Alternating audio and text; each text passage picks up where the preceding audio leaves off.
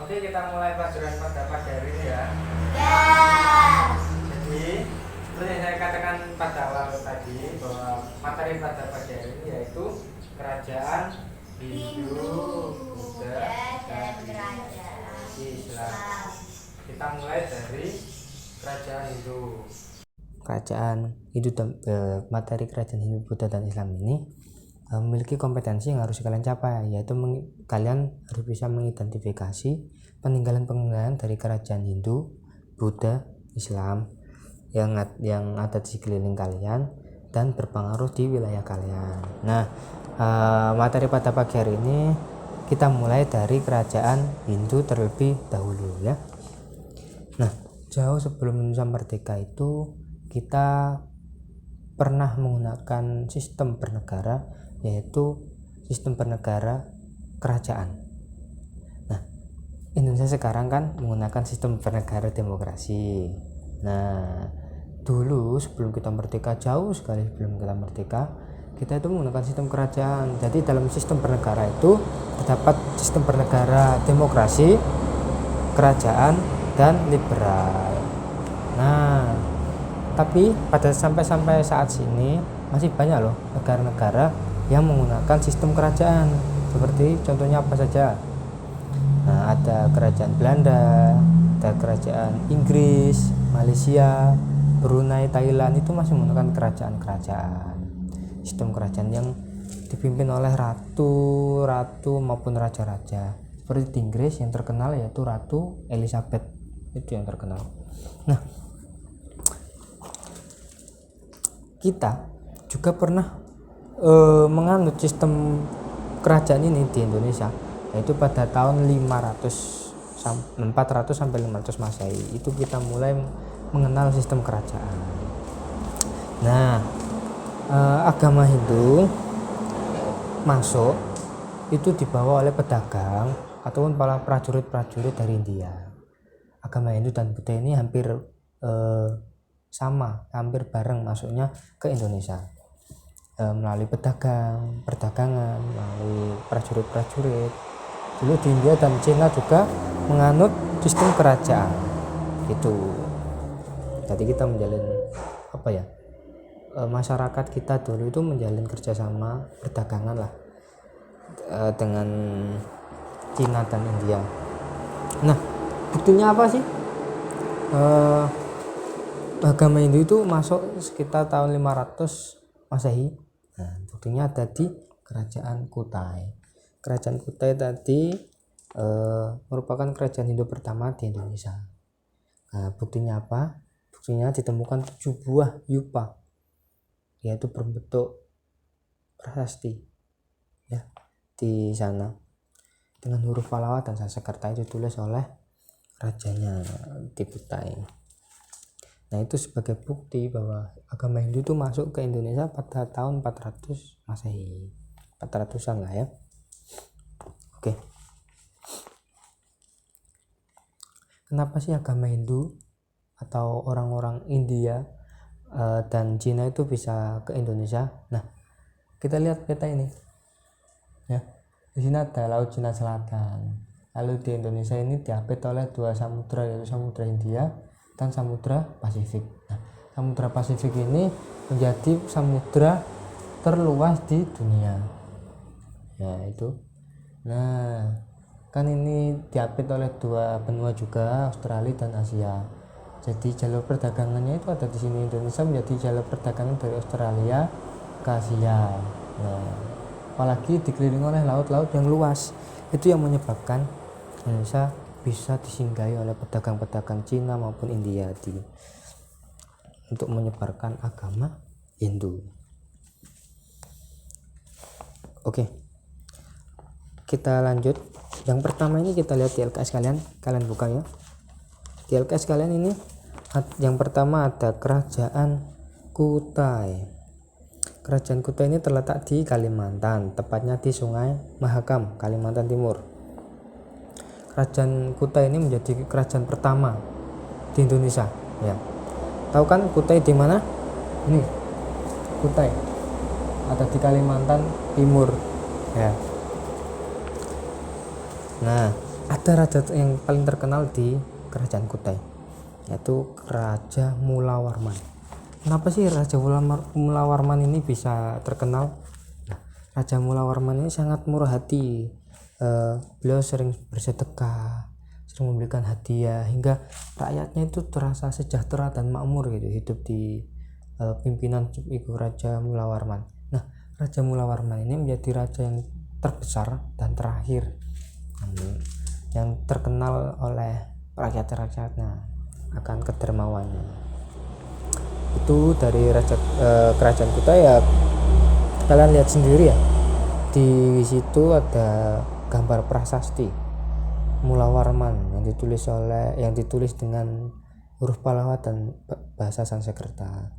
Seperti ini prasasti ya. Oke, lanjut kita ke kerajaan Tarumanegara. Kerajaan Tarumanegara ini terletak di Bogor, Jawa Barat. Nah, kita lihat di peta lagi, kerajaan Bogor di sini, sebelahnya Jakarta dan Bandung. Ada di tengah-tengah Jakarta dan Jawa Barat, tapi dia termasuk dalam Jawa Barat. Nah, kerajaan Tarumanegara ini juga berkembang pada abad ke-5 Masehi. Rajanya yang paling terkenal yaitu Purnawarman. Nah, kalau tadi kan Mulawarman, sekarang Purnawarman. Nah, dari kerajaan Tarumanegara ini banyak sekali peninggalannya, prasasti-prasastinya sangat banyak sekali.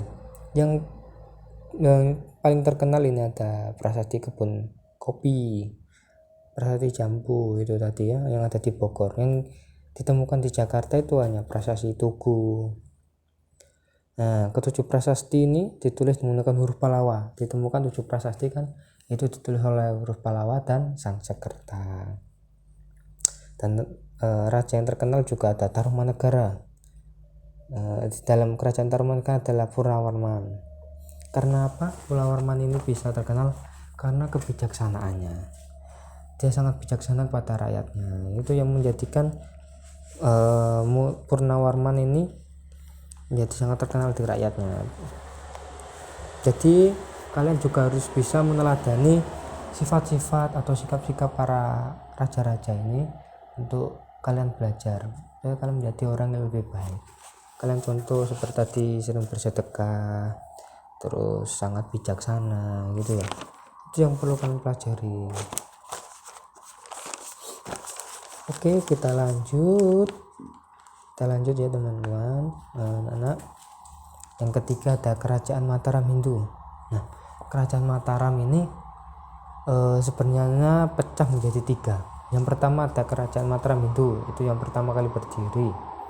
Terus ada kerajaan Buddha menjadi Mataram Buddha, itu juga pernah. Nanti setelah kerajaan Mataram Hindu ini pecah menjadi Buddha, lalu yang terakhir kerajaan Mataram Hindu ini pecah dihasut menjadi kerajaan Islam. Nah, kita belajar Hindu, jadi kita akan melihat peninggalan apa saja sih dari kerajaan Mataram Hindu. Nah, pendirinya kerajaan Mataram Hindu adalah Raja Sanjaya. Dan prasasti Canggal itu sekitar 732 Masehi. Ditulisnya pakai huruf Pallawa dan Sanskerta. Memang kebanyakan prasasti di Indonesia, di Nusantara ini ditulis oleh huruf Pallawa dan Sanskerta. Raja Sanjaya ini sangat terkenal sekali, karena beliau ahli kitab suci dan ahli perang. Nah, selama pemerintahnya ia berhasil menaklukkan daerah sekitar seperti Jawa Barat, Jawa Timur, dan Bali, bahkan hingga Melayu dan Kalingga berhasil dikuasai. Nah, kalian lihat dari Jawa, Bali ya, Jawa Barat, Jawa Timur, di Bali sampai ke Melayu. Melayu ini ada di sekitar ini Kalimantan ke atas, itu dari Malaysia sekarang menjadi Malaysia, itu yang Melayu. Nah, peninggalannya kerajaan Mataram ini sangat terkenal sekarang, seperti ada Candi Dieng, ada Candi Gedong Songo, dan yang paling terkenal adalah Candi Prambanan ya. Banyak sekali peninggalannya. Candi Prambanan ini kan terkenal dengan cerita apa? Roro Jonggrang ya, terletak di Sleman, Yogyakarta. Nah, selanjutnya ada Kerajaan Madang Kamulan. Nama Madang Kamulan menunjukkan bahwa kerajaan ini merupakan kelanjutan Kerajaan Mataram Hindu. Nah, kan saya tadi bilang bahwa Kerajaan Mataram ini pecah. Nah, setelah Raja Sanjaya ini tidak bisa meneruskan, Kerajaan Madang Kamulan ini berdiri untuk meneruskan adanya Mataram Hindu di Jawa Tengah. Tapi Kerajaan Mataram ini dipindahkan oleh Empu Sendok ke Jawa Timur dan tidak lagi di Jawa Tengah ya. Tadi Empu Sendok ini memindahkan Mataram Hindu menjadi Madang Kamulan itu di sekitar ini Pasuruan, Nganjuk ya, kalian lihat di situ ya, ada di sebelah liputi Nganjuk, Pasuruan, Surabaya hingga Malang ya. Jadi hampir satu Jawa Timur itu dikuasai oleh Madang Kamulan di sana. Ia memerintah, raja pertamanya itu ada dinasti Isana, itu dipimpin oleh Empu Sendok sendiri ya, yang memindahkan itu sekitar 929 sampai 1407 Masehi. Bangunan suci banyak. Lalu ada raja yang paling terkenal di Madang Kamulan ini, yaitu Raja Airlangga. Pernah dengar kan Raja Airlangga ya? Nah, Raja Airlangga ini sebenarnya tidak mau menjadi raja. Nah, karena dia itu dipaksa ataupun ya memang hanya ada Raja Airlangga tadi, jadi beliaulah yang disuruh untuk memimpin kerajaan Madang Kamulan. Nih, ternyata dengan paksaan tadi Raja Airlangga itu bisa mensejahterakan rakyatnya, yaitu dapat memperbaiki pelabuhan, membuat waduk, membangun jalan-jalan. Itu tadi sangat banyak sekali. Jadi masyarakat ataupun rakyatnya itu sangat sejahtera karena dipimpin oleh Raja Airlangga.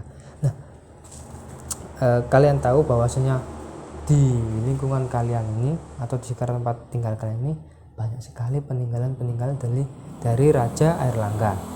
Contohnya aja di Brumbon sebelah dusun kalian ya, itu ada prasasti dari Airlangga. Terus di Nimbang ada prasasti juga berbentuk batu. Terus di yang paling terkenal itu ada di Kecamatan Pataan, sebelah kecamatan kita ya, sebelah Kecamatan Nimbang, itu ada candi, ditemukan candi. Ini dapat kalian lihat di depan ini adalah candi yang ada di Pataan.